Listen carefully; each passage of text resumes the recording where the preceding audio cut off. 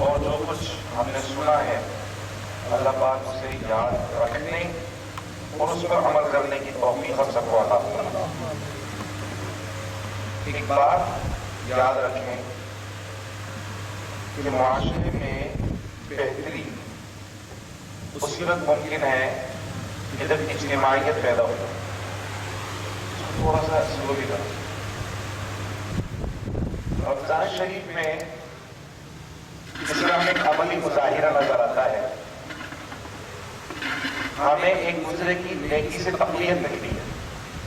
جب ہمارے قرب و جوار کے سارے لوگ متقی و پرہیزگار ہوں گے تو ہم بھی تقوی و پرہیزگاری اختیار کریں گے۔ ہمارے قرب و جوار کے سارے لوگ نمازی ہوں گے تو ہمارے اندر بھی نماز کی محبت اور رغبت پیدا ہوگی۔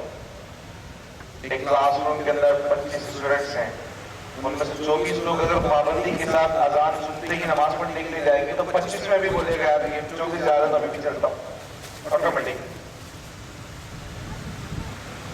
اسی طرح روزے میں آپ دیکھتے ہیں، ویسے تو بھوکا رہنا انتہائی مشکل ترین کام ہے۔ آپ دنوں میں آپ نفلی روزہ رکھے دیکھ لیں، روزہ گزارنا بہت مشکل کام ہے، لیکن ماہ رمضان میں چونکہ سب نے روزے رکھے ہوتے ہیں تو روزہ گزارنا بہت آسان ہو جاتا ہے۔ روزہ لگ بھی رہا ہو، بھوک اور پیاس کی شدت محسوس ہو بھی رہی ہو، تب بھی دوسرے مسلمان بھائیوں کو دیکھ کر تھوڑی تکلیف آ جاتی ہے اور روزہ گزارنا مشکل ہو جاتا ہے، آسان ہو جاتا ہے۔ سیم کنڈیشن معاشرے میں بہتری کے لیے،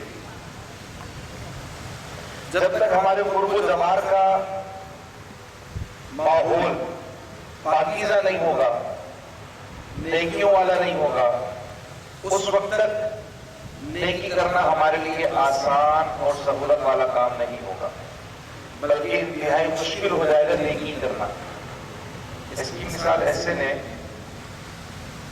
کہ ایک شخص جو نگاہوں کا پردہ کرتا ہے اور اس کی کوشش ہوتی ہے کہ کبھی بھی نامحرم خواتین کی طرف میری نگاہ نہ اٹھے، وہ نگاہیں جھکا کر رکھتا ہے، بلکہ ایسی جگہوں پہ جانے سے بچتا ہے جہاں نامحرم خواتین کا اجتماع ہو یا وہ کثرت سے پائی جاتی ہے، تاکہ بدنگاہی نہ ہو جائے۔ اب ایسے شخص جب وہ شادی بیاہ کے پروگرام میں جاتا ہے، جن کو ہمارے محمد سیٹنگ پروگرامز کہتے ہیں، کہ اس میں مرد و زن کا اختلاط ہوتا ہے، فیملیز ایک ساتھ بیٹھی ہوتی ہیں، اس میں کوئی پارٹیشن وغیرہ نہیں ہوتا، تو ایسے شخص کو اس پروگرام میں جانا انتہائی مشکل ہو جاتا ہے۔ وہ چاہتا ہے کہ بدنگاہی نہ کرے، لیکن اس کا قرب و جوار کا ماحول اسے یہ نیکی کرنے کی اجازت نہیں دیتا، اور اس نیکی کرنے کے سارے اسباب اس کے لیے بند کر دیتا ہے اور گناہ کے سارے دروازے کھول دیتا ہے۔ تو اس لیے اگر ہم یہ چاہتے ہیں کہ ہم متقی بنے، پرہیزگار بنے، سنتوں کے عامل بنے، عاشق رسول بنے، جیسا اللہ چاہتا ہے ویسے بن جائیں، جیسے رسول اللہ چاہتے ہیں ویسے بن جائیں، تو اس کے لیے ہمیں پہلے انفرادی سطح پہ کام کرنا ہوگا، اس کے بعد اجتماعی سطح پہ بھی کام کرنا ہوگا۔ صرف انفرادی سطح پہ کام کرنے سے کام نہیں چلے گا۔ اگر میں اپنے آپ کو بہتر کر لوں، تبلیغ کر لوں، بہت اچھی بات ہے، کرنا چاہیے مجھے، لیکن صرف اسی پر رک جانا یہ مناسب نہیں ہے، کیونکہ میں کب تک اپنے آپ کو روک کر رکھوں گا؟ جب میرے ارد گرد بدبو اور غلاظت اور گندگی موجود ہے، میں کب تک اپنے آپ کو خوشبودار رکھوں گا؟ میں کتنی بھی خوشبو کیوں نہ لگا دوں، قرب و جوار کی جو بدبو ہے وہ یقیناً میری خوشبو کو چھپا دے گی۔ اس لیے اپنے آپ کو پاک صاف کرنا تو بہت ضروری ہے، لیکن اس کے ساتھ ساتھ قرب و جوار میں جو گندگی اور غلاظت پھیلی ہے اس کو بھی صاف کرنا ہے، تاکہ آپ کی خوشبو برقرار رہے، آپ کی خوشبو اس غلاظت کی گندگی میں بدبو میں دب نہ جائے۔ تو انفرادی سطح پہ تو کام کرنا ہے، ہمیں اپنے اعمال کی اصلاح تو کرنی ہی کرنی ہے، لیکن اجتماعی سطح پہ بھی کام کرنا ہے، اپنے دیگر مسلمان بھائیوں کو بھی عمل کی ترغیب دلانی ہے، انہیں بھی نیکی کی دعوت دینی ہے، انہیں بھی نیکی کی طرف لے کر آنا ہے، کوشش کرنی ہے، کیونکہ میں اسی وقت تک متقی پرہیزگار رہ سکوں گا جب تک میرا ماحول متقی پرہیزگار ہے، ورنہ میں رہ ہی نہیں سکتا، کسی بھی صورت میں نہیں رہ سکتا۔ تو آج جو لوگ انفرادی کوشش کر کر زیور تقوی سے آراستہ و پیراستہ ہو گئے، انہیں تکلیف، یہ دقت کی پریشانی رہتی ہے کہ کئی جگہوں پر ان کا تقوی مس ہو جاتا ہے، وہ ہاتھ سے نکل جاتا ہے، نہیں کر پاتے، بہت مجبور ہو جاتے ہیں بیچارے۔ تو اس کی وجہ یہی ہے کہ ماحول کی بہتری انفرادی کام کرنے سے صرف نہیں آئے گی، ضروری ہے کہ انفرادیت میں بھی کام کیا جائے اور اجتماعیت میں بھی کام کیا جائے. ہمیں اس رات کو سمجھنا ہوگا، اس رات کو سمجھنا ہوگا. صرف انفرادیت پہ کام کرنے سے کام نہیں چلے گا. اس رات کو سمجھیں. اللہ کریم جو میں نے ایک بہت اہم بات کہی، اللہ کریم اس کی اہمیت کو ہم سب کو سمجھنے کی توفیق عطا فرمائے کہ اپنی ذات کے ساتھ ساتھ اپنے ماحول پہ، اپنی کمیونٹی میں، اپنے معاشرے میں، اپنے گرد و نواح کو بھی بہتر اور تبدیل کرنے کی اللہ پاک ہمیں صلاحیت دے، تاکہ ہم متقی پرہیزگار رہ سکیں، تاکہ ہم شریعت پہ عمل کرنے کی جو کوشش کر رہے ہیں اس میں کاربند رہ سکیں، تاکہ جو طہارت اور پاکیزگی ہم نے حاصل کی ہے وہ اس گندگی اور غلاظت کے اندر، بدبو کے اندر نہ بنا جائے. اللہ پاک ہمیں عمل کی توفیق عطا فرمائے اور یہ سوچ اپنے دلوں میں پیدا کرنے کی اور ذہنوں میں پیدا کرنے کی توفیق عطا فرمائے. 25واں سپارہ اللہ سبحانہ و تعالیٰ نے، یہ سورۃ مبارکہ ہے سورہ فصلت، اس کو سورۃ الزمر بھی کہتے ہیں، سورہ حامی سجدہ بھی کہتے ہیں اس کو. اس سورۃ مبارکہ کا آخری رکوع جو ہے وہ 25ویں سپارے میں ہے.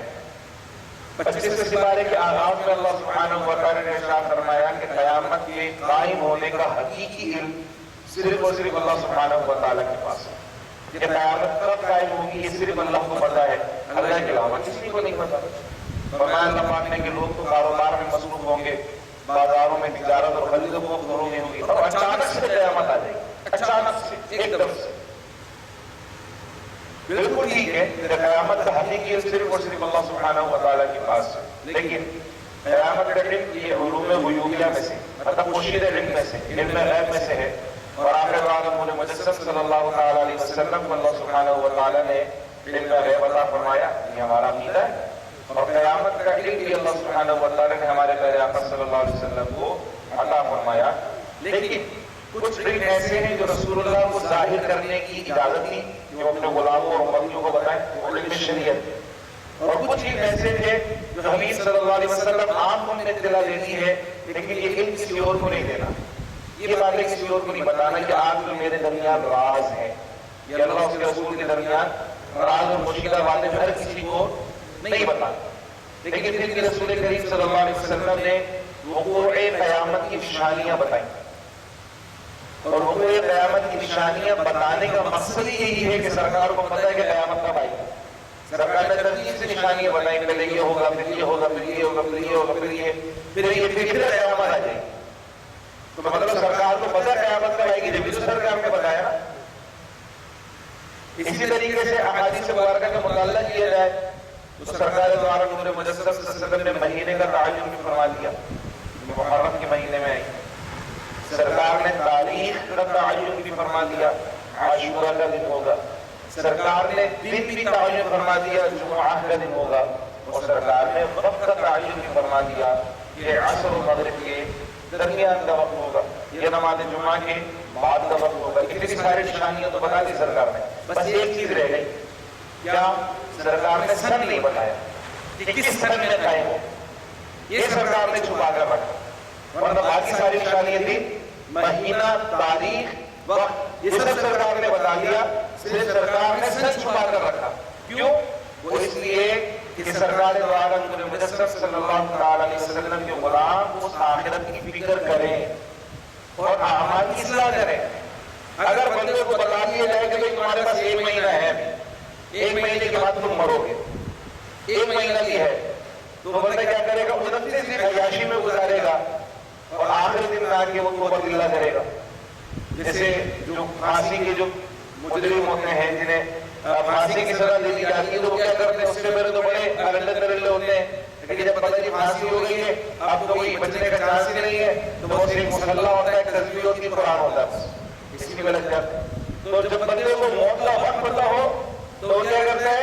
اس سے پتہ کہ میرا تو مرنا ہی نہیں ہے، تو وہ ایشی کرتا ہے. آخری کے ٹائم میں وہ توبہ اور قرآن کا اور نماز کر کے واقعی تلامی کرنے کی کوشش کرتا ہے. لیکن جب بندے کو پتہ ہی نہ ہو اس سے مرنا کب ہے، تو اس کا مطلب یہ ہے کہ ہو سکتا ہے کہ میں مر جاؤں، ہو سکتا ہے 1 منٹ بعد موت ہو جائے، ہو سکتا ہے 1 سیکنڈ کے بعد موت ہو جائے، ہو سکتا ہے اگلے دن انتقال ہو جائے، ہو سکتا ہے 1 مہینے بعد انتقال ہو جائے. تو چونکہ وقت پتہ نہیں ہے تو بندے کا ہر لمحہ ایسا ہوگا جیسے آخری لمحہ ہے. اب مرا کے جب مت، اب مرا کے جب مت، تو کیا ہوگا؟ جب اسے یہ پتا ہے کہ میں کبھی بھی میرا انتقال ہو سکتا ہے، کبھی مر سکتا ہوں، تو پھر وہ ہمیشہ موت کی تیاری سے رہے گا، ایمان کی سلامتی کی فکر کرے گا، کبھی بھی گناہ کے قریب نہیں جائے گا کہ ایسا ہو کہ گناہ کے کام کا ارتکاب اور اسی حالت میں انتقال ہو جائے تو قیامت تک گناہ کرنے کا عذاب جھیلنا پڑے گا۔ کوشش کرے گا میں نیک کام کے اندر مشغول رہوں تاکہ کسی نیک کام میں میرا انتقال ہو۔ اگر کوئی بندہ مومن نیک کام کرتے ہوئے اس کا انتقال ہو جائے تو اس کو قیامت تک وہ نیک کام کرنے کا ثواب ملتا ہے۔ کوئی روزے کی حالت میں مر جائے قیامت تک روزہ رکھنے کا ثواب، سجدے کی حالت میں مر جائے قیامت تک سجدہ کرنے کا ثواب۔ کوئی شخص گھر سے نکلا مسجد آنے کے لیے، نماز پڑھنے کے لیے، راستے میں مر گیا، پوری قیامت تک نماز پڑھنے کا ثواب، وہی نہیں نکلے گا صرف۔ کوئی شخص گھر سے نکلا حج کرنے کے لیے، راستے میں مر گیا، قیامت تک حج کرنے کا ثواب۔ مجھے تو پتہ ہی نہیں، اس لیے وہ کیا کرے؟ وہ ہمیشہ نیک کام کی طرف رغبت کرے، کوئی گناہوں سے بچے کہ پتہ نہیں کب مر جاؤں، پتہ نہیں کب مر جاؤں، ٹھیک ہے؟ تو اللہ پاک نے ان چیزوں کو پوشیدہ رکھا۔ آخر میں اللہ سبحانہ و تعالی نے فرمایا سنریہم آیاتنا فی الآفاق وفی انفسہم حتی یتبین لہم انہ الحق۔ قریب ہم انسان کو اس کی اپنی جان میں اور اس پوری کائنات میں ایسی ایسی نشانیاں دکھائیں گے، ایسی ایسی نشانیاں دکھائیں گے کہ بندے کو پختہ یقین ہو جائے گا کہ یہ نشانیاں بھی حق ہیں اور ان کو بنانے والا اللہ بھی حق ہے۔ اس وقت جب یہ آیت مبارکہ نازل ہوئی شاید کوئی اس کیفیت کو صحیح سے سمجھ نہ سکتا ہو، لیکن آج اس جدید دور میں، اس سائنسی ترقی کے دور میں، اس تحقیقات کے دور میں جب ریسرچ عام ہو چکی ہے اور ہر شخص علم کی تلاش کے اندر سرگردہ ہے، ایسے وقت میں اس آیت کو سمجھنا اور اس آیت کے صحیح مفہوم کو حاصل کرنا بہت آسان ہو گیا ہے۔ اور قرآن مجید فرقان حمید کا یہ اعجاز ہے، اعجاز ہے قرآن کا کہ آج بھی قرآن زندہ ہے، یہ قرآن آج بھی زندہ ہے اور قیامت تک اس کی آیتوں کے مختلف پہلو سامنے آتے رہیں گے۔ اللہ پاک نے فرمایا تمہارے اپنے اندر نشانیاں دکھائیں گے۔ جس پر یہ آیت مبارکہ نازل ہوئی اس وقت انسان کو پتہ نہیں تھا کہ اس کی کھوپڑی کے اندر جو دماغ ہے وہ کس شکل کا ہے، کس کیفیت کا ہے، اس کی آنکھوں کے جو پردے ہیں جسے ریٹینا کہا جاتا ہے، اس کی شعاعیں کس طرح بنتی ہیں، اس کے نتنے، اس کے گال، اس کے جبڑے، ان کے جوڑ کس کیفیت کے ہیں، دل کیسا ہے، گردے کیسے، پھیپھڑے کیسے، ہڈیوں کے کون کون سے جوڑ کہاں پر ملے ہوئے، یہ سارا جو کچھ کھال کے اندر پوشیدہ ہے انسان نے اس کو دیکھا نہیں تھا۔ 1450 سال پہلے کے بعد اس وقت آیت ہے، کھال کے اندر جو کچھ پوشیدہ ہے وہ انسان نے دیکھا نہیں تھا۔ آج کھال کے اندر جو کچھ پوشیدہ ہے انسان کو سب کچھ نظر آ چکا ہے۔ ایک ایک ہڈی، ایک ایک گوٹی، ایک ایک رگ، ایک ایک پٹھا، سر کے بال سے لے کر پاؤں کے ناخن تک انسانی جسم کا ایک ایک گوشہ آج انسان کے سامنے کھل کر آ گیا ہے۔ اور جب قدرت کی ایک نشانی کو دیکھتا ہے کہ ایک پمپنگ اسٹیشن جو اللہ پاک نے لگا کر رکھا ہے جو 24 گھنٹے پمپنگ کر رہا ہے، ایسا پمپنگ اسٹیشن کوئی بنا ہی نہیں سکتا، تھک جائے گا، آئل ڈالنا پڑے گا، کچھ نہ کچھ ڈالنا پڑے گا، ورنہ ختم ہو جائے گا، بجلی نہیں ہے، یہ نہیں ہے، شارٹ ہو جائے گا، موٹر کچھ نہ کچھ ہو جائے گا۔ لیکن یہ پمپنگ اسٹیشن جب سے اللہ نے دنیا میں بھیجا اس وقت سے لے کر جب تک مر نہیں جاتا مستقل کام کرتا رہتا ہے، تھکتا نہیں۔ یہ دماغ 24 گھنٹے کام کرتا ہے، ابھی جب ہم سو جاتے ہیں تب بھی دماغ کام کرنا نہیں چھوڑتا، یہ اس وقت ہی کام کر رہا ہوتا ہے، اس وقت ہی ایکٹیو ہوتا ہے یہ۔ اسی طرح یہ جو ہماری رگیں ہیں جو اللہ سبحانہ و تعالی نے ہمارے جسم میں رکھی ہیں، اگر ان رگوں کو نکالا جائے اور ان رگوں کو نکال کر ایک پائپ کی شکل میں ان کو لے کر جو ہے وہ سیدھا کیا جائے، جو رگیں جو خون فراہم کرتی ہے ہماری پوری باڈی کو، جو سرکولیشن بلڈ کی ہماری دل کی پمپنگ کی وجہ سے ہوتی ہے، تو وہ کئی کلومیٹر طویل پائپ کی شکل اختیار کر جائے اور ایسا کوئی پمپ ہی نہیں بنا جو اتنی لمبی پمپنگ کر سکے۔ ہمارے دل دیکھیں اتنا چھوٹا سا ہے، اللہ پاک نے کیسا پمپ بنایا، اتنا کلومیٹر طویل کے فاصلے پر بھی پمپنگ کر رہا ہے، اوپر بھی پمپنگ کر رہا ہے، نیچے بھی پمپنگ کر رہا ہے، پوری باڈی میں خون فراہم کر رہا ہے۔ یہ گردے دیکھیں اللہ سبحانہ و تعالیٰ نے کیسے لگایا کہ پتہ نہیں کیا کچھ کی جاتے ہو آپ، فلٹر لے کے نہیں، لیکن 2 فلٹر اللہ پاک نے آپ کے اندر رکھ دیے، جو کچھ جاتا ہے سب فلٹر ہو جاتا ہے، صاف ستھرا مال اندر، باقی سارا کچرا باہر نکال کے پھینک دیتے ہیں، ہے کہ نہیں؟ یہ میدان دیکھیں، آنکھیں دیکھیں, جگر دیکھیں, کلیجی دیکھیں, کیا کچھ اللہ پاک نے رکھا ہے انسان جسم کے اندر. ایک ایک چیز انسان جسم میں جو ہے وہ اللہ تعالیٰ کی نعمت کی نعمت ہے, اس پہ جتنا شکر ادا کرے بندہ وہ کم ہے. اگر کوئی ایک چیز بھی کام کرنا چھوڑ دے نا, فنکشنل نہ ہو, تو پھر لت بتا جاتا ہے انسان کو, وہ کہتے ہیں میری ساری دولت و جائیداد دے لو لیکن یہ کام جو یہ چیز جو کام کرنا جس نے بند کر دیا ہے نا اس کو ٹھیک کر دو. پیشاب صرف بند ہو جائے نا, یہ جو ہم بڑے سہولت سے جاتے ہیں باتھ روم میں جا کے دیواروں میں ہوتی ہے, ادھر ہوتی ہے, ادھر جہاں لے جا پیشاب کر دیا, اگر صرف یہ پیشاب نکلنا بند ہو جائے نا, اتنی شدید تکلیف میں انسان مبتلا ہوتا ہے کہ وہ موت کی تمنا کرتا ہے. تو مجھے موت آ جائے اس تکلیف سے نجات مل جائے. اللہ پاک بغیر کسی معاوضے کے انتہائی ضرورت کے ساتھ یہ مسئلہ خارج کروا دیتا, لیکن آپ اس کی قدر نہیں. ہاسپٹل سے آئے کریں باقاعدگی سے, اگر اللہ کا شکر ادا کرنے کا دل چاہے نا اور پتہ چلے کہ اللہ نے کتنی نعمتوں سے نوازے, تو مہینے میں ایک وزٹ کیا کریں ہاسپٹلس کا, اسپیشلی جو سرجری کے جو وارڈ ہوتے ہیں نا اس پہ جا کے طرف وزٹ کیا کریں, توبہ بھی کرنے لگ جائیں گے اور شکر بھی ادا کرنے لگ جائیں گے کہ اللہ پاک نے کتنا صحت مند تندرست اور توانا جسم, کتنی بڑی نعمت ہے اللہ سبحانہ و تعالیٰ کی. تو انسان کے اپنے اندر اللہ پاک کی نشانیاں, لیکن اگر شاہکار اللہ پاک نے تخلیق کیا ہے, کوئی روبوٹ بھی اگر انسان بنا تو اس کے لیے کوئی نہ کوئی بیٹری چاہیے, اور یہ انسان بغیر بیٹری کے اندر چل جاتا ہے. اور کیسا خودکار نظام اللہ پاک نے رکھا ہے کہ یہ انگلیاں بھی کام کر رہی ہیں, یہ ہاتھ بھی کام کر رہے ہیں, آنکھیں بھی کام کر رہی ہیں, کان بیک وقت ساری چیزیں کام کر رہی ہیں, بیک وقت ساری چیزیں کام کر رہی ہیں. ذہن کی توجہ اس طرف ہو یا نہ ہو, ہر چیز اپنا اپنا کام کر رہی ہے, ہر چیز. آپ کے جسم پہ کہیں چونٹی رہنا شروع کر دے, فوراً آپ کو محسوس ہو جاتا ہے یہ کہاں چل رہی ہے, فوراً دماغ آپ کو بتاتا ہے, سگنل فوراً محسوس ہو جاتا ہے, دیکھو بڑا بڑا چونٹی چل رہی ہے. ہوتا ہے کہ نہیں ہوتا؟ یہ اللہ سبحانہ و تعالیٰ نے فرمایا کہ ہمارے اپنے اندر میں رب کی نشانیاں نظر آئیں, فی الآفاق, اس کائنات میں رب کی نشانیاں تمہیں نظر آئیں. پہلے کا انسان یہ سمجھتا تھا 1450 سال پہلے جو سورج ہے وہ سینٹر ہے اس کائنات کا, اور صرف ایک ہی سورج ہے اور وہ سورج نہیں ہے, بس یہی ایک نظام شمسی ہے, اور دیگر سیاروں کے بارے میں معلومات بھی نہیں اس سے. بس سورج اور چاند دو ہی چیزیں نظر آتی تھی آسمان میں چمکتی ہوئی, رات میں ستارے چمکتے ہوئے نظر آتے تھے, تو وہ سمجھ میں نہیں آتا آخر ہے کیا. پھر انسان اللہ سبحانہ و تعالیٰ نے علم عطا فرمایا, صلاحیت عطا فرمائی, جذبہ عطا فرمایا, اور کائنات کو غور و فکر کرنے کی فہم کو اللہ نے عطا فرمائی. اس نے کائنات کو غور و فکر کے ساتھ دیکھنا شروع کیا تو اسے پتہ چلا یہ جو سورج جسے میں اتنا بڑا سمجھتا ہوں یہ تو اس کائنات میں چھوٹے چراغ کے مانند ہے. اس طرح کے تو اربوں خربوں سورج اس کائنات کے اندر موجود ہے.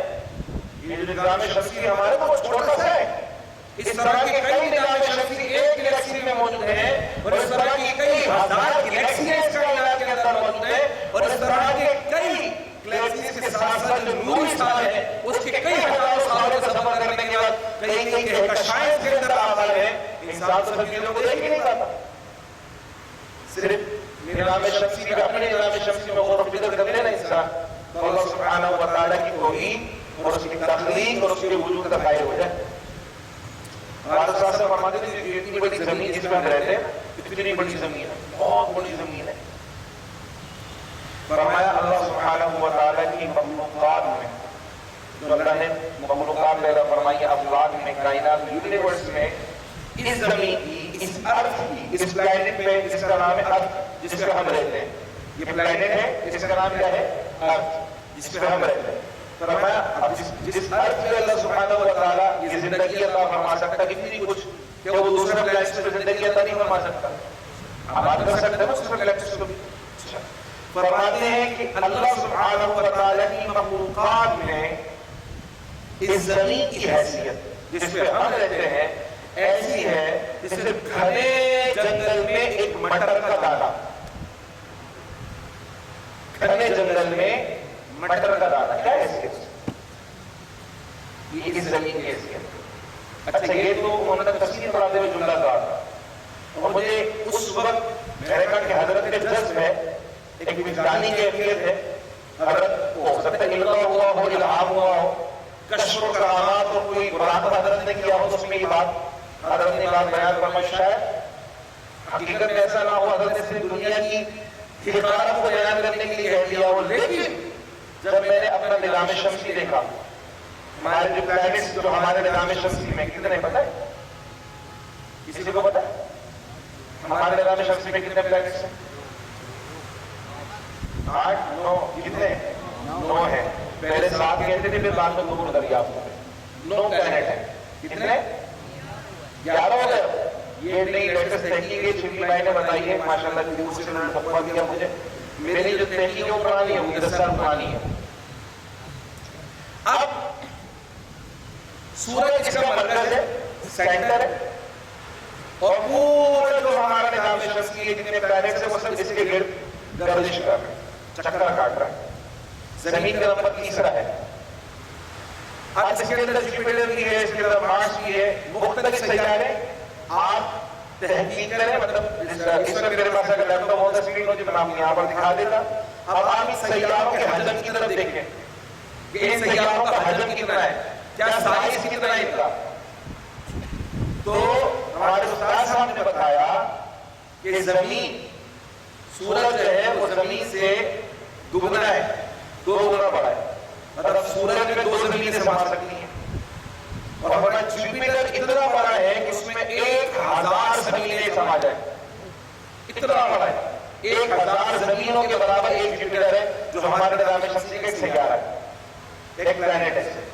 تو اس طرح کے کتنے سیارے اور کتنے نظام شمسی، کتنے سولر سسٹم کائنات کے ایکسس کرتے ہیں، یہ تو ہمیں پتہ ہی نہیں ہے. ان کا کہنا بالکل سچ ہوا کہ اس زمین کی حیثیت اللہ سبحانہ و تعالیٰ کی مخلوقات میں ایسی ہے جیسے پہلے جنگل میں مٹر کا دانہ. ہم اس کو شروع میں نظر ہوتا رہا ہے، اس چھوٹے سے مٹر کے دانے کو مسلنے میں برباد کرنے لگتا ہو کتنا ٹائم لگے گا؟ کچھ بھی نہیں لگے گا. اور اس مٹر کے دانے کی حیثیت کو سمجھتے نہیں، اور سب کچھ اسے ہم نے سمجھا ہوا ہے. تو اللہ تعالیٰ نے فرمایا کہ قریب اللہ سبحانہ و تعالیٰ تمہاری اپنی ذات میں اور اس آفاق میں، اس کائنات میں ایسی ایسی نشانیاں دکھائے گا کہ بندہ جان جائے گا کہ نشانیاں بھی حق ہیں اور بنانے والا بھی حق. پھر سورۃ الشورى شروع ہو جاتی ہے، اور سورۃ الشورى میں اللہ سبحانہ و تعالیٰ نے مشورہ کرنے کی اہمیت کو بیان فرمایا. شورا یہ مشورہ اسی سے نکلا ہے. اللہ تعالیٰ نے فرمایا شورا بینہم، جب بھی کوئی معاملہ ہو، جب بھی کوئی مسئلہ ہو تو آپس میں مشورہ کر لیا. سرکار نے فرمایا مشورہ کرنے والا کبھی بھی نقصان نہیں اٹھاتا. ٹھیک ہے. حدیث مبارکہ میں کہ ایک مومن کے دوسرے مومن پہ 5 حقوق ہیں، ان میں سے ایک حق یہ ہے کہ اگر اس سے مشورہ مانگا جائے تو اسے چاہیے کہ وہ اچھا مشورہ دے. لیکن اس وقت جب اسے اس معاملے میں معلومات ہو تب مشورہ دے. اگر معلومات نہ ہو مشورہ دینے کی اجازت نہیں. مثال کے طور پہ آپ کے پیٹ میں درد اٹھا، آپ سبزی لے رہے تھے، سبزی والے سے بولا بھیا پیٹ میں بڑا درد ہو گیا. اب سبزی والے نے کبھی کوئی دوائی کھائی ہوگی، اس سے راحت مل گئی ہوگی، وہ لگا بھیا آپ وہ والی دوائی کھا کے دیں، بڑا سکون ملے گا. ٹھیک ہے. اچھا یہ کیفیت میرے ساتھ ہو رہی. جب میں بتایا کہ میرے گلے میں درد ہے تو جس بھائی کو جس گولی اور سیرپ سے راحت ملی اس میں میرے پاس لے کر آ جائے. آپ یہ والا سیرپ پیئیں، آپ یہ والی گولی کھائیں، آپ یہ کریں، آپ ادرک والی چائے پیئیں، آپ نیمبو والی چائے پیئیں، آپ لونگ والی چائے پیئیں. کوئی بولا نمک کے پانی کے غرارے کریں، کوئی بولا ڈسپلین کے پانی کے غرارے کریں، کوئی بولا اس پانی کے غرارے کریں، اس پانی کے غرارے. جس کو جس چیز سے راحت ملی وہ سب مجھ پہ ٹرائی کرنے کی. یہ سب محبت ہے، سب کی محبت ہی ہے جو میرے بارے میں خواہشیت ہے وہ چاہتے ہیں کہ میں ٹھیک ہو جاؤں، میری تکلیف دور ہو جائے. لیکن کنسرٹ اتھارٹی کون ہے اس معاملے میں؟ ڈاکٹر. کون ہے کنسرٹ اتھارٹی؟ ڈاکٹر. تو جب میری صحت کو کوئی مسئلہ ہوگا تو مجھے کس سے مشورہ کرنا چاہیے؟ ڈاکٹر سے مشورہ کرنا چاہیے. جب کوئی قانونی پیچیدگی ہوگی تو کس سے مشورہ کرنا چاہیے؟ وکیل سے مشورہ کرنا. ایسے ہی نا، وکیل سے مشورہ کرنا چاہیے. لیکن جب دین کے بارے میں کوئی پیچیدگی ہوگی تو ہم مسلمان ہیں، جس سے مشورہ کر لو. پڑوسی کے دروازہ کھٹکھٹاؤ، اس سے بھی مسئلہ پوچھ لو. کسی بھی ڈائری والے کو دیکھو اس سے مسئلہ پوچھ لو. جس نے ٹوپی لگی اس سے مسئلہ پوچھ لو. جس کے کندھے پر رومال ڈالا اس سے مسئلہ پوچھ لو. بھائی ہر کوئی مسلمان ہے، مسلمان ہر کوئی ہے، لیکن ٹھیک ہے اس سب کے پاس موجود ہے ہر چیز نہیں. دین بیچارہ اتنا مظلوم ہو گیا ہے، مذہب اتنا مظلوم ہو گیا ہے، جس کا کسی بھی چیز پہ بس نہیں چلتا وہ مذہب پہ زور آزمائی کرنا شروع کر دیتا ہے. جس کی کوئی نہیں سنتا وہ مذہب پہ آ کے بات کرنا شروع کر دیتا ہے. مذہب اتنا مظلوم ہو گیا ہے کہ آج سبزی بیچنے والا بھی مذہب پہ گفتگو کر رہا ہے, فروٹ بیچنے والا بھی مذہبی معاملات پہ گفتگو کر رہا ہے, چوڑیاں پہنانے والا بھی مذہبی معاملات پہ گفتگو کر رہا ہے, گوشت بیچنے والا بھی فتوے دے رہا ہے, سبزی بیچنے والا, دال بیچنے والا, کپڑے بیچنے والا, ہر کام کرنے والا فتوے دینے میں مظلوم.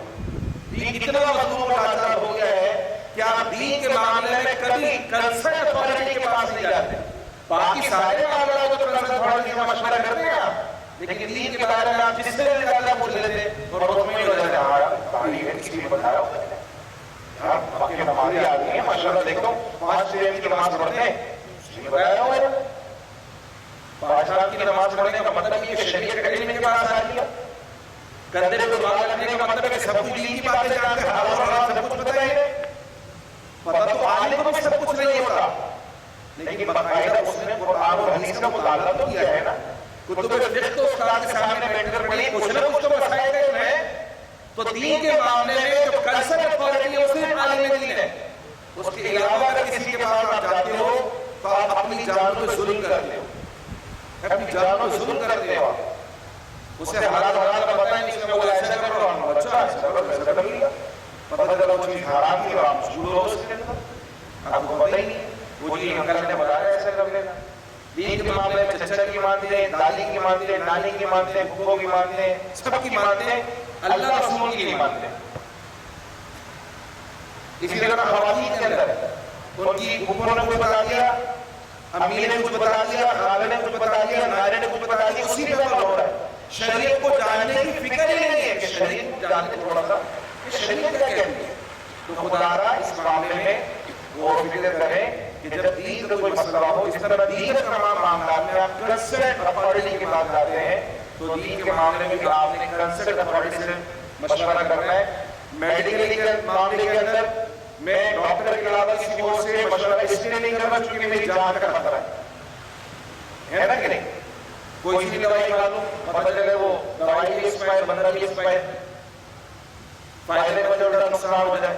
تو کنسرن اتھارٹی کے علاوہ میں کسی پہ رعایت نہیں کر رہا. کیوں؟ کیونکہ جان کا معاملہ ہے. اسی طرح دین کے معاملے میں کنسرن اتھارٹی کے علاوہ کسی پہ رعایت نہیں کرنا چاہیے کیونکہ ایمان کا معاملہ ہے. آپ جان کے معاملے میں کانشیس ہو, ایمان کے معاملے میں کانشیس نہیں ہو. حالانکہ ایمان جان سے زیادہ قیمتی ہے. جان نکلے تو ایمان پر نکلے. اگر ایمان سلامت نہ ہوگا تو اس جان کو جہنم کی آگ میں جلنا پڑے گا.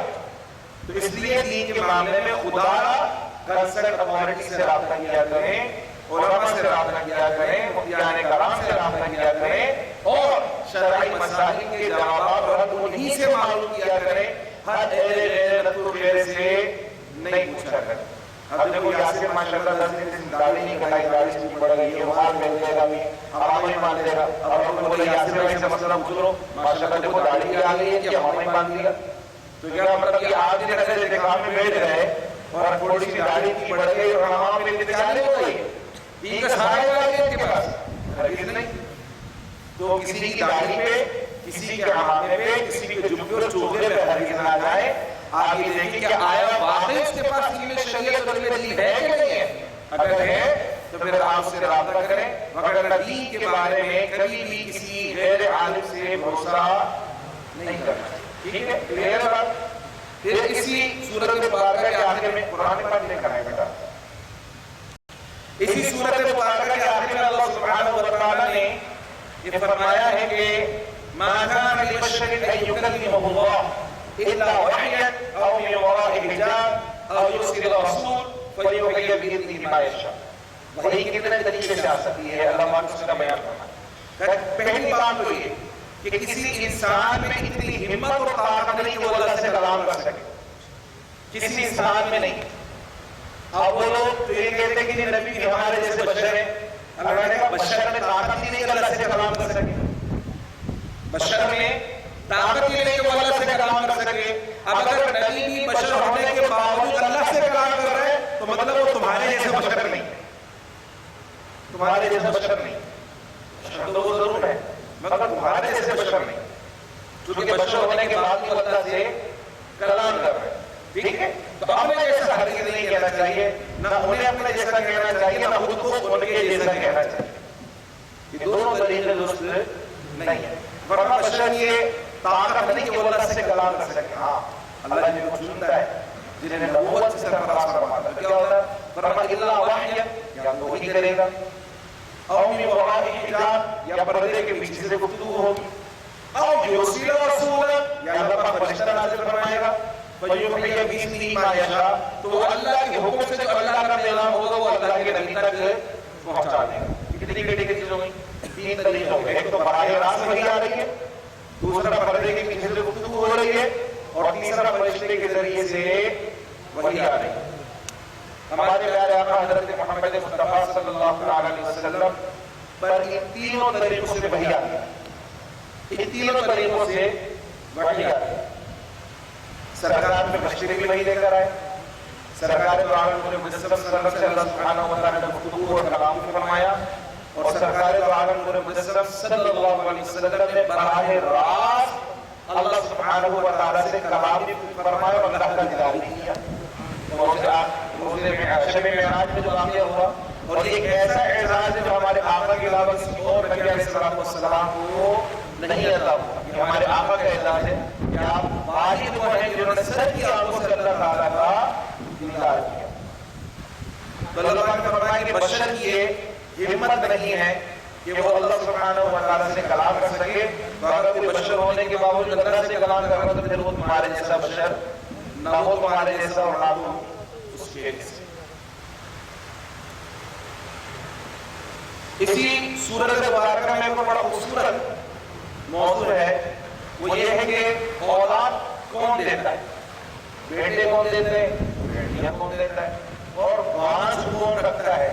اللہ تعالیٰ نے فرمایا اس سب اللہ سبحانہ و تعالیٰ کی قدرت ہے، یہ اللہ کا نظام. کیا فرمایا؟ للہ ملک السماوات والارض، زمین اور آسمان کی بادشاہت اللہ کے لیے ہے. یخلق ما یشاء، جو چاہتا ہے تخلیق فرماتا ہے. یہب لمن یشاء اناثا ویہب لمن یشاء الذکور، جس کو چاہے بیٹے عطا فرما دے، جس کو چاہے بیٹیاں عطا کر دے.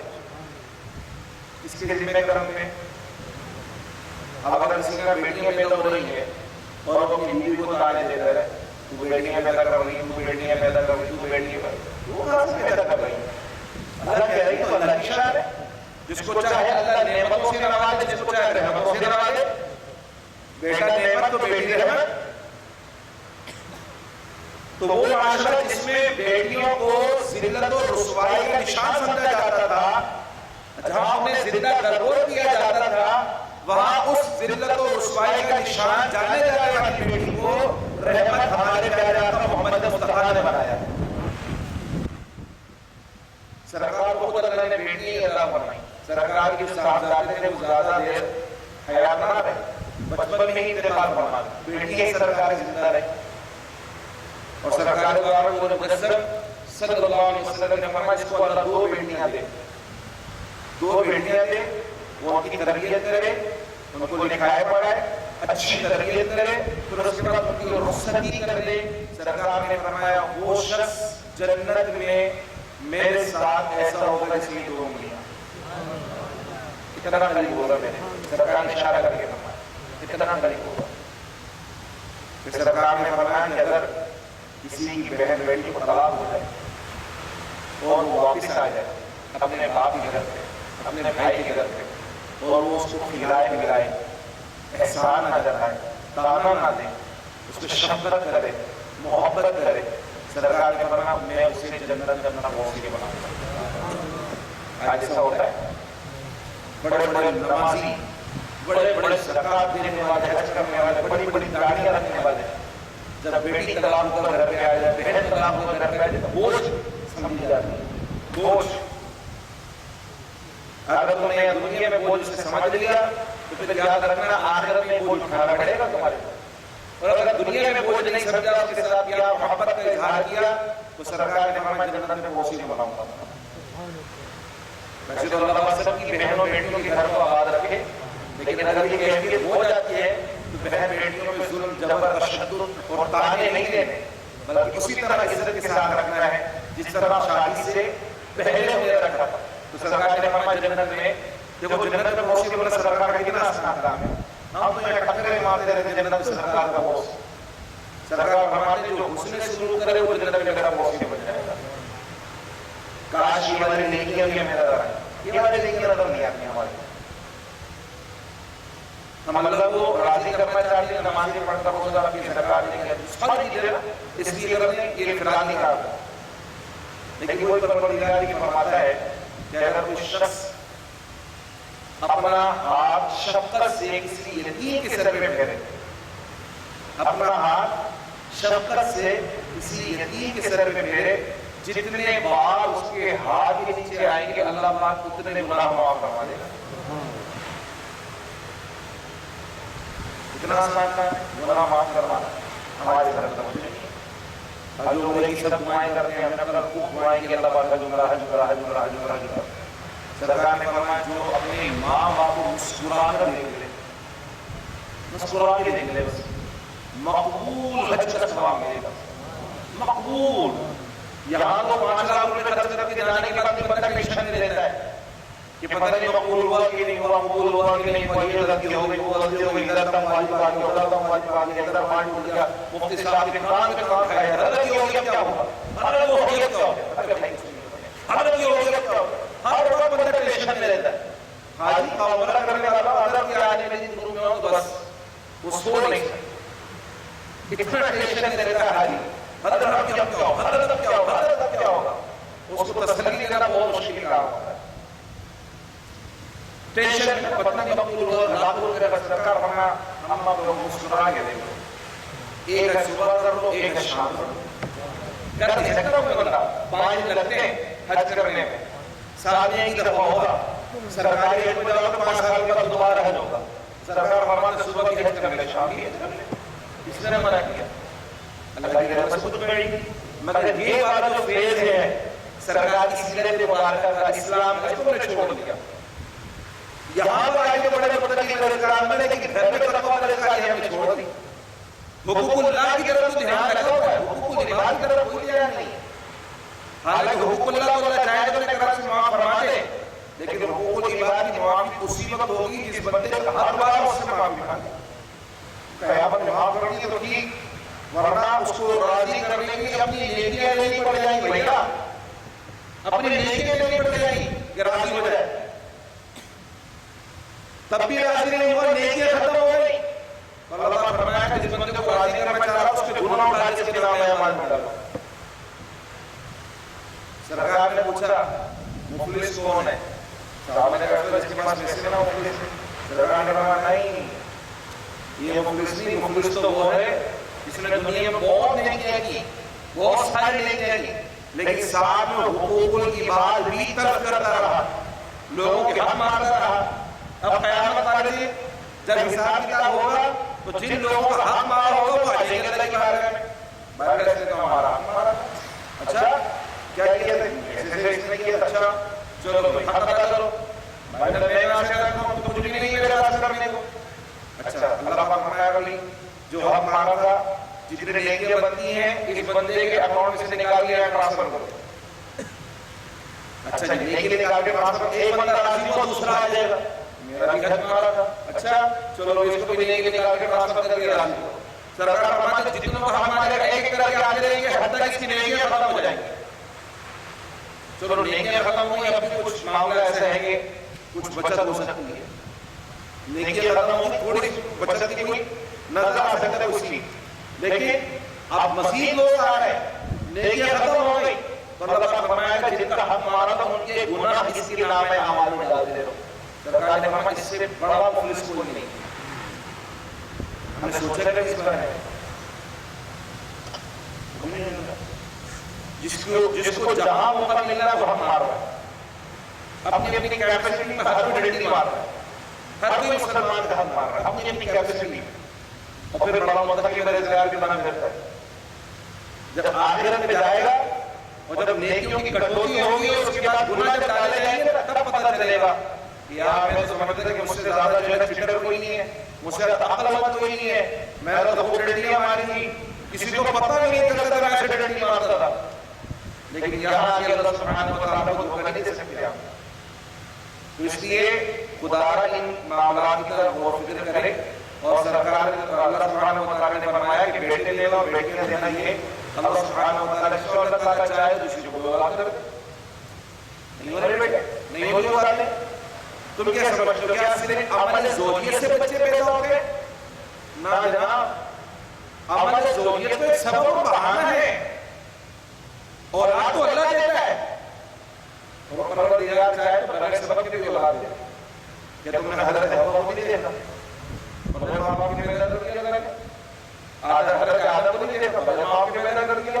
حضرت عیسیٰ کو نہیں دیکھا, بغیر باپ کے پیدا کر دیا. اس کے لیے اسباب کو شرط تھوڑی ہے. اسباب تو تم اختیار کرتے ہو, تو جتنا چاہے تم اختیار کرتے رہو. اللہ کی مرضی ہوگی تو اولاد نصیب ہوگی, اللہ کی مرضی نہیں ہوگی تو اولاد نصیب.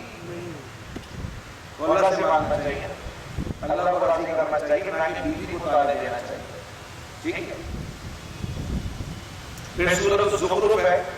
اس سورۃ مبارکہ میں اللہ سبحانہ و تعالیٰ نے قیامت کی گولانیاں بیان فرمائی ہیں, عقیدہ آخرت کو بیان فرمایا, حضرت موسیٰ علیہ السلام کا تذکرہ اللہ سبحانہ و تعالیٰ نے اس کے اندر بیان فرمایا, اور فرمایا کہ مومنوں کو حکم ہوا کہ تم اور تمہاری ایمان والی بیویاں جنت میں داخل ہو. تو یہاں جو اللہ سبحانہ و تعالیٰ نے آپ کو شریعت کی حیات عطا فرمائی ہے, اگر ان کا خاتمہ ایمان پر ہوا تو وہ جنت میں بھی آپ کو ملے. ایک دفعہ جو مستقبل مدارے میں ہمارے کسی نے سوال کیا, مولا اگر وہی ملے گی وہاں پر نہیں, وہاں پر بھی وہی ملے گی, تو آپ کو بولے 72 ہونے ملتی ہے, پھر کیا فائدہ؟ وہ تو 72 ایسی کی نہیں مل جائے گی, تو کسی کو قریب نہیں آنے دے گی, نہ جانے دے گی. تو جنت کے بارے میں اس طرح کے بے وقوفانہ سوالات کرتے ہیں اور مزاح کرتے ہیں, مذاق اڑانے کی کوشش کرتے ہیں. میں آپ سب کو ایک اصول بتا رہا ہوں, آپ سب کو, جس سے اس قسم کے تمام شکوک و شبہات دور ہو جائیں گے کہ ایسا ہوگا ایسا نہیں ہوگا. تو جتنے مذاق اڑتے ہیں نا جنت کے, وہ سارے دور ہو جائیں گے. اصول یاد رکھیں, اللہ سبحانہ و تعالیٰ اہل جنت کے دلوں سے بغض, کینہ, حسد مٹا دے گا. جنتی کسی سے بغض نہیں کرے گا, حسد نہیں کرے گا, کینہ نہیں کرے گا, دشمنی نہیں کرے گا. ایک چیز. دوسرا, وہ تمام خواہشات جو جنت کی شایان شان نہیں ہے, وہ سارے خواہشات اللہ انسان کے دل سے نکال دے گا. ایسی کوئی خواہش ہی کرے گا بندہ جو جنت کی شایان شان, تو اس طرح کی باتیں کرنے کے بیکار ہوں گے. اللہ پاک جب کینہ بغض نکال دے گا, تو اگر یہ جو دنیا والی اہلیاں ہیں وہاں پر مل گئی تو ان کو ان 72 ہوروں کے ساتھ کوئی کینہ اور بغض نہیں ہوگا. تو اس طرح کی کیفیت ہی نہیں ہوگی. اس طرح کی اور مزید جو بےہودہ قسم کے سوالات آتے ہیں, تو اس طرح کے بےہودہ سوالات وہی کرتے ہیں جن کے دلوں کے اندر خرابیاں ہوتی ہیں, خلاشتیں بھری ہوتی ہیں. تو یاد رکھیں کہ جنت میں کوئی بھی غلیظ انسان نہیں جائے گا, کوئی بےہودہ اور گھٹیا شخص نہیں جائے گا, بلکہ اہل جنت باوقار ہوں گے, بہت باوقار ہوں گے اہل جنت. کسی قسم کی گھٹیا سوچ ان کے ذہنوں میں نہیں ہوگی. اتنے باوقار ہوں گے, اتنے باوقار ہوں گے کہ اللہ سبحانہ و تعالیٰ خود انہیں سلام بھیجا کرے گا. کیا شان ہوگی ان کے بقال کہ پروردگار عالم سلام قولا من رب الرحیم, پروردگار عالم سلام بھیجا کرے گا. تو اہل جنت کے دلوں میں اس طرح کی کوئی خواہش ہرگز پیدا نہیں ہوگی. سورۃ الدخان, دخان کہتے ہیں دھوئیں کو. تو جو مشرکین مکہ تھے, یہ جب وہ شدت ہو جاتی تھی تو آنکھوں کے سامنے اندھیرا چھا جاتا ہے اور انہیں دھواں دھواں کا نظر آتا تھا. تو اس کیفیت کو بیان کیا کہ ایک وقت ان کو ایسا بھی ہوتا ہے کہ کھانے پینے کے لالے پڑ جاتے تھے. اب تو بڑی بڑی نعمتیں کھا رہے ہو, بھول رہی ہے, جب کھانے پینے کے لالے سے دھواں دھواں کو نظر آتا تھا. اللہ پاک نے وہ کیفیت بیان فرمائی اور اس کے بعد ان پر احسان فرمایا اللہ سبحانہ و تعالیٰ نے. اس کے تذکرہ فرمایا کہ ان کے پاس کھیتیاں بھی ہیں, ان کے پاس باغات بھی ہیں, کھانے پینے کے اشیاء بھی ان کے پاس موجود ہیں, مگر اس کے باوجود یہ اللہ سبحانہ و تعالیٰ کا شکر ادا نہیں کرتے. چلو جو قرآن پاک پڑھا کے لے کر آیا اس میں 25ویں سپارے کے بعد ڈائریکٹ سورہ رحمان آئیں گی.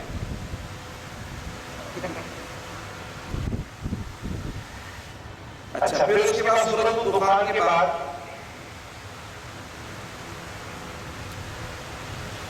سورۃ الدخان میں ہی سورہ جاثیہ, اور جاثیہ جو ہے وہ قیامت کی بلندیوں کے بیان کے اوپر ہے, اور قیامت کی جو مناظر ہیں اللہ سبحانہ و تعالیٰ نے قیامت کا تذکرہ مختلف انداز میں کیا.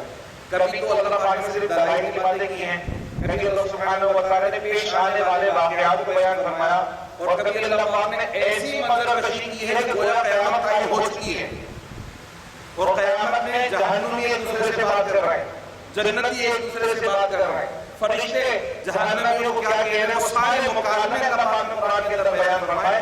تو کبھی کبھی ایسے اللہ سبحانہ و تعالیٰ نے منظر کشی کی کہ گویا قیامت قائم ہو گئی ہے. تو سورہ جاثیہ کے اندر بھی اللہ سبحانہ و تعالیٰ نے اسی انداز میں قیامت کا تذکرہ فرمایا. جاثیہ کہتے ہیں گھٹنوں کے بل بیٹھنے والے کو. تو اللہ سبحانہ و تعالیٰ نے فرمایا کہ قیامت والے دن جو مجرمین ہوں گے, جو کفار ہوں گے, وہ اللہ کی بارگاہ میں کیسے حاضر ہوں گے؟ فرمایا وہ گھٹنوں کے بل بیٹھے ہوں گے, کھڑا ہونے کی ہمت نہیں ہوگی, نہ وہ کھڑے ہو سکیں گے نہ سر اٹھا سکیں گے, سر بھی جھکے ہوئے ہیں تو گھٹنوں کے بل بیٹھے ہوئے ہوں گے اللہ سبحانہ و تعالیٰ کی بارگاہ میں. اور اس دن اللہ پاک سے پوچھے گا, ہاں لیمن الملک اليوم, اب بتاؤ بادشاہت کس کے لیے ہے, اب بتاؤ کہ پروردگار کون ہے, اب بتاؤ کہ تم اٹھایا گیا کہ نہیں اٹھایا گیا. اللہ سبحانہ و تعالیٰ سے سوالات کرے گا, مگر کسی میں اتنی ہمت نہیں ہوگی کہ پروردگار کے سوالوں کا جواب دے. گردن جھکائے, سر کو جھکائے, نام شرمسار اللہ کی بارگاہ بیٹھو گے. اللہ کا فرمایا اب کیا فائدہ نام و شرمساری کا, کاش دنیا میں نام و شرمساری اختیار کر لیتے, اللہ کے رسولوں پہ ایمان لے آتے, اللہ پہ ایمان لے کر آ جاتے, تو تمہیں آج شرمساری کا سامنا نہیں کرنا پڑتا. پھر سورۃ الاحقاف آ جاتی ہے, 26 سپارے کا آغاز ہو گیا. ہم 1.5 سپارات کر رہے ہیں, پھر کل انشاءاللہ لیٹ کریں گے تو ہمارے 3 سپارے کمپلیٹ ہو جائیں. سورۃ الاحقاف کے اندر اللہ سبحانہ و تعالیٰ نے مشرکین کے جو قرآن مجید فرقان حمید کے اعتراضات ہوا کرتے تھے, اس کے اللہ پاک نے مسکت جواب دیے, ایسے جواب دیے دنیا شکر کے ان کے سارے شکوک و شبہات دور ہو گئے. لیکن حقیقت یہ ہے کہ جن کے جو لا الہ بری ہو جاتے ہیں, انہیں کتنی بھی دعا دے دی جائے انہیں صحت نصیب, تو جو روحانی طور پہ لا الہ مریض ہو گئے انہیں جتنے بھی دعائیں بیان کر دیے جائیں وہ ایمان لے کر آنے والے نہیں, چونکہ دلوں کے اندر بغض ہے, اور بغض کس کا ہے, نبی کا ہے. میں نے آپ کو 28 کے بارے میں بتایا تھا کہ نوح علیہ السلام کا بیٹا سمندر طوفان کے اندر غرق ہو گیا, حالانکہ بیٹا تھا, اس کو اس نسبت میں کوئی فائدہ نہ پہنچایا. لوط علیہ السلام کی اہلیہ وہ عذاب کا شکار ہو گئی, نسبت نے فائدہ نہ پہنچایا. کیوں نسبت نے اس لیے فائدہ نہیں پہنچایا کہ ان کے دل میں نبی کی محبت نہیں. نوح علیہ السلام کے بیٹے نے اپنے والد صاحب سے بدتمیزی کی, اللہ نے حالات کو برباد کر دیا. لوط علیہ السلام کی اہلیہ نے اپنے شوہر کے ساتھ بدتمیزی کی, اللہ نے اسے حالات کو برباد کر دیا. لیکن دوسری طرف فرعون کی بیوی حضرت آسیہ, شوہر بھی کافر, ساری خاتمائے کافر, پورا محل کفار سے بھرا ہوا, لیکن دل میں حضرت موسیٰ علیہ السلام کی محبت بھی اللہ نے ایمان سے نواز دیا. ایمان بھی عطا ہوگی اور آخرت کی نجات بھی نصیب ہوگی. یہ معاملہ کفار کا, جن کے دلوں میں بغض مصطفیٰ صلی اللہ علیہ وسلم نے ایمان کی دولت کبھی نصیب نہیں ہوگی.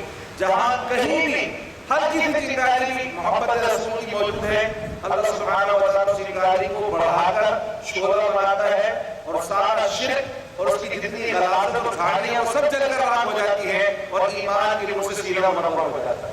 تو ایمان کے حصول کے لیے عشق مصطفیٰ کو بڑھانا ضروری ہے, نبی کا ادب بہت ہونا ضروری ہے. پھر اللہ سبحانہ و تعالیٰ نے 2 بیٹوں کی مثال میں آتی ہے.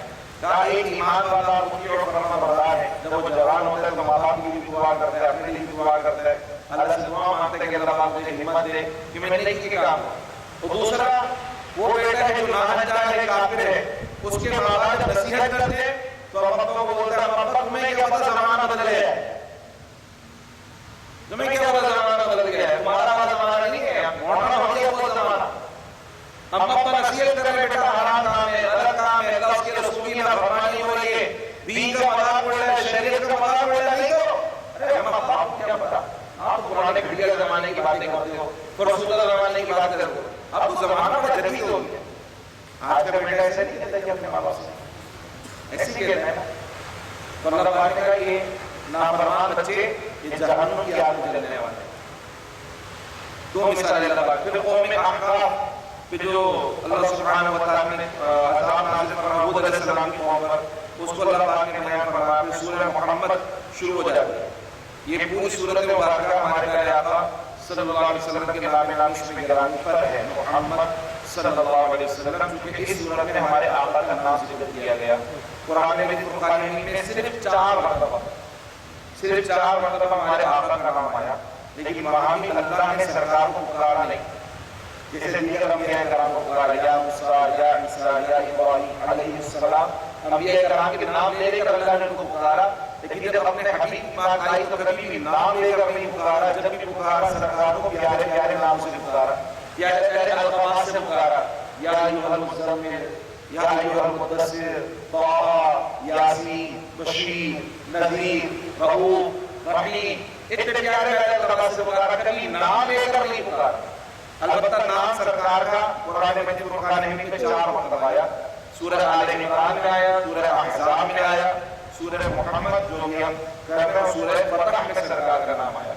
اس سے پتہ چلا کہ قرآن مجید فرقان حمید کا ایک حرف پڑھنے پہ 10 نیکیاں ملتی ہیں، قرآن کا ایک حرف پڑھنے پہ 10 نیکیاں ملتی ہیں، اور جب سرکار کا نام لیا جائے گا سرکار کا نام لینے پہ 50 نیکیاں ملیں گی، صرف نام لینے پر، کیونکہ قرآن میں سرکار کا نام 4 مرتبہ آیا۔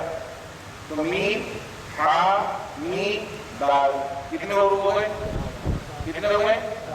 تو نیکیاں کتنی ملنی چاہیے؟ میں نے کتنی گئی؟ کتنی گئی؟ 50۔ میں نے غلط نہیں کہا، شیور ہو بالکل، وہ اس لیے کہ سرکار کا نام لیا جاتا ہے تو درود پڑھنا بھاری ہو جاتا ہے، تو 40 نیکیاں نام لینے پر 10 نیکیاں درود پڑھنے پر، تو سرکار کا نام لینے پر 50 نیکیاں ملتی ہیں۔ کیسے روح مانگتا ہے، جس سرکار کو پکار لو تو 50 نیکیاں مل جاتی ہیں۔ سورہ محمد میں اللہ سبحانہ و تعالیٰ نے اپنے پیارے حبیب صلی اللہ علیہ وسلم کے غلاموں کو حکم دیا کہ اب کفر کے ساتھ کوئی نرمی اختیار نہیں ہے، اب کفر کا جو بیج جو درختوں سے جڑ سے اکھاڑ کر پھینک دیں، بہت مہلت دے دی، بہت سمجھا دیا، بہت بجھا دیا، لیکن اب جب ناسور ہو جاتا ہے نا جسم کے اندر، پہلے تو کوشش کی جاتی دوائی لینے کی ٹھیک کرنے کی، لیکن جب ناسور ہو جاتا ہے اور وہ مزید جسم کو گلانے کی طرف جاتا ہے تو ڈاکٹر سمجھتے ہیں اتنے حصے کو کاٹنا پڑے گا، وہ کہ آپ کے جسم کا حصہ کوشش کریں کہ نہیں بچ رہا، یا تو پوری باڈی کو بچا لو یا اتنے حصے کو کٹوا لو، ہوتا ہے کہ نہیں ہوتا، یا تو اتنے حصے کو کٹوا لو یا پوری باڈی کو بچا لو۔ اب اللہ نے فرمایا یہ کفر کا جو ناسور ہے یہ پوری زمین کو خراب کر رہا ہے، پوری کائنات کے اندر پوری زمین پہ خرابی پیدا کر رہا ہے، تب پوری زمین کو برباد کرنے کے بجائے یہ جو ناسور سے کاٹ کے الگ کر دیا جائے، یہ ناسور ختم ہو جائے گا تو زمین پہ امن اور سکون قائم ہو جائے گا۔ ایسے ہی ہوا، مکہ مکرمہ میں جتنا ناسور تھا، پورے عرب میں جتنا ناسور تھا وہ سارا کا سارا کاٹ دیا گیا، ناسور ختم ہوا، وہ مریض جو کہ قابل علاج تھے ان کا علاج ہوا، اور پھر اس کے بعد پورا کا پورا جزیرہ العرب امن سکون اور عشق کا گہوارہ بن گیا۔ کلمہ توحید بلند ہوا، کہیں کوئی قتل نہیں، کہیں کوئی چوری نہیں، کہیں کوئی ڈاکہ نہیں، کہیں کوئی عزت نہیں لوٹی جا رہی۔ پہلے وہ علاقہ جہاں عزتیں لوٹنا، چوریاں کرنا، ڈاکے ڈالنا قابل فخر تھا، بتاتے ہو بھائی میں اتنی عزتیں لوٹی ہیں، اور میں نے اتنے گناہ کیے، میں اتنے ڈاکے ڈالے ہیں، اور میں اتنا بڑا ڈاکو ہوں، یہ فخر کے طور پر بتایا جاتا تھا۔ اب وہ معاشرہ جب ناسور ختم ہو گیا، جو قابل علاج مریض ان کا علاج کر دیا گیا، تو معاشرہ ایسا ہے کہ خواتین کی عزتیں بھی محفوظ ہو گئی، جان بھی محفوظ ہو گیا، مال بھی محفوظ ہو گیا۔ تو جہاں کے ناسور ہو اسے کاٹنا پڑے گا، اللہ نے اپنے حبیب کو غلاموں کو اجازت دی، کاٹو، ناسور کو ختم کرو۔ پھر اس کے بعد جب کاٹ چکو تو جو لڑنے کے لیے آئے تھے ان میں سے جو زندہ پکڑ لیے جائیں ان کے متعلق اللہ پاک نے احکامات ارشاد فرما دیے، چاہو تو انہیں فدیہ دے کے آزاد کر دو، چاہو تو قید کر دو اور ان کے بدلے میں اپنے قیدی چھڑوا دو، قیدیوں کا تبادلہ کر دو، یا چاہو تو انہیں غلام بنا دو۔ ابھی اگر میں یہ بات کروں کہ غلام بنا دو تو انہوں نے لوگ انسانیت سوچ بات کر لی، انسانی حقوق کے خلاف بات کر لی، لیکن جس وقت قرآن کی یہ آیتیں نازل ہوئی اس وقت پوری دنیا میں یہی رواج تھا کہ جو جنگی قیدی ہوتے تھے انہیں غلام بنایا جاتا تھا۔ قرآن کا یہ والا حصہ تو آپ کو نظر آ رہا ہے جس میں اللہ نے غلام بنانے کی اجازت دے دی، لیکن آپ کو یہ کیوں نظر نہیں آ رہا کہ وہ علاقہ جہاں غلاموں کی منڈیاں لگا کرتی تھی، جہاں غلام بکا کرتے تھے، آج وہاں غلام ڈھونڈنے سے بھی نہیں یہ والا حصہ کیوں نظر نہیں؟ وہ غلام چلے گا ہے، قرآن نے تو حکم دیا غلام بناؤ غلام بناؤ غلام، وہ غلام چلے گا ہے؟ جس قرآن نے حکم دیا غلام بنانے کا، اس قرآن نے وہ غلاموں کے حقوق بھی متعین کر لیے۔ پہلے تو جانوروں والا سلوک ہوتا تھا ان کے ساتھ، کھانے پینے کو نہیں دیا جاتا تھا، مگر اسلام نے کہا جو تم خود کھاتے ہو اپنے غلام کو کھلاؤ، جو خود لیتے ہو اپنے غلام کو کھلاؤ۔ آئیے سمجھ، حقوق متعین کر لیے۔ پھر اس کے بعد اتنا خوبصورت طریقہ اختیار کیا، یہ والا گناہ ہو گیا یہ غلام آزاد کرو، وہ والا گناہ ہو گیا یہ غلام آزاد کرو، اس طرح آزاد کروایا تھا۔ بات ویسے تو کوئی بھی آزاد نہیں کرتا۔ گناہوں کے کفارے میں اللہ سبحانہ و تعالیٰ نے غلاموں کو آزاد کرنا رکھ لیا۔ پھر غلاموں کو آزاد کرنا باعث عبادت بنا دیا گیا کہ غلاموں کو آزاد کرنا باعث عبادت ہے۔ حضرت ابوبکر صدیق غلام آزاد کر رہا ہے، ہمارے فاروق غلام، جس کو دل چاہے وہی فٹافٹ غلام خرید کے آزاد کر رہے ہیں۔ حضرت عبد الرحمن بن عوف رضی اللہ تعالی عنہ ایسے صحابی رسول ہیں جنہوں نے 30,000 غلاموں کو خرید کے آزاد کیا ہے۔ قرآن کا یہ چہرہ کیوں نظر نہیں آ رہا آپ کو؟ اسلام کا یہ والا چہرہ کیوں نظر نہیں آ رہا؟ یہ نظر آ رہا ہے غلام بنانے کا کیسے جنگی کیسے وہ غلام پوری دنیا میں بنتے تھے، اسلام نے کوئی انوکھا حکم تھوڑی دے دیا، لیکن اس کے بعد جو حقوق کا تعلق کیا وہ کیوں نظر نہیں آیا آپ کو؟ جو برابری آقا غلام میں برابری والا درجہ لے کر آیا وہ کیوں نظر نہیں آ رہا آپ کو؟ اور کبھی بھی غلام کے لیے غلام ہونا باعث عار نہیں رکھا اسلام نے۔ بہت سارے ایسے مفسر ہیں، ایسے محدث ہیں، ایسے فقیہ ہیں جو کبھی کسی زمانے میں غلام ہوتے تھے، لیکن جب آزادی مل گئی اور ان کی دولت سے اللہ نے مالا مال کر دیا تو کبھی بھی ان کی پچھلی زندگی ان کے لیے باعث عار نہیں بلکہ احترام ہی احترام رہا ان کے لیے۔ محدث ہیں، مفسر ہیں، فقیہ ہیں، جو عزت ہے وہ عزت ہے۔ قرآن غلامی کری آرے، اگر اسلام غلام بنانے کے لیے کہتا تو آج ہر جگہ غلام نظر آتے، لیکن آپ کو کہیں بھی ڈھونڈنے سے غلام، یہ اسلام کی برکت ہے کہ غلامی ختم ہوئی، اسلام کی برکت ہے کہ غلامی ختم ہوئی، وگرنہ غلامی ختم ہونے کا کوئی کانسیپٹ کسی بھی مذہب میں اور کسی بھی ریاست میں نہیں تھا۔ غلام بنا تو سکتے تھے لیکن غلامی ختم نہیں ہو سکتی تھی۔ یہ کانسیپٹ صرف اور صرف اسلام نے دیا ہے کہ غلامی ختم کی جائے، غلاموں کو آزاد کیا جائے، ان کی گردنیں چھوڑی جائیں اور ان کو برابر کے حقوق دیے جائیں۔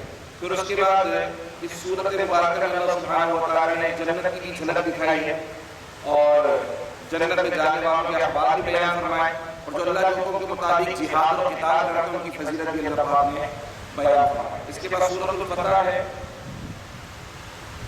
چلے سورۃ الفتح سے انشاءاللہ درد کرتے ہیں، اور سورۃ الفتح کے اندر کافی ساری اہم باتیں انشاءاللہ اس کو بیان کرتے ہیں، اور 27 سپارہ انشاءاللہ کمپلیٹ ہو جائے گا۔ پھر سورۃ الدہر وہ ایک رہتی میں نے کہا انشاءاللہ اس کے بھی تھوڑا سا کلام کریں گے انشاءاللہ، کوشش کریں کہ اس کو مکمل کریں، کیونکہ اس میں ماشاءاللہ امام صاحب نے کرا کے پڑھائی فٹافٹ ٹائم مل گیا ہمیں سہولت سے 1 گھنٹہ، ورنہ ہماری تراویح اتنی دیر میں ختم ہوتی تھی، تو ماشاءاللہ اللہ پاک نے ہمت دے، صحت تندرستی دے، انہوں نے وہ ٹائم ہمارا کور کر لیا اور ہمیں یہ آرام سے سہولت کے ساتھ ٹائم مل گیا کرنے کا۔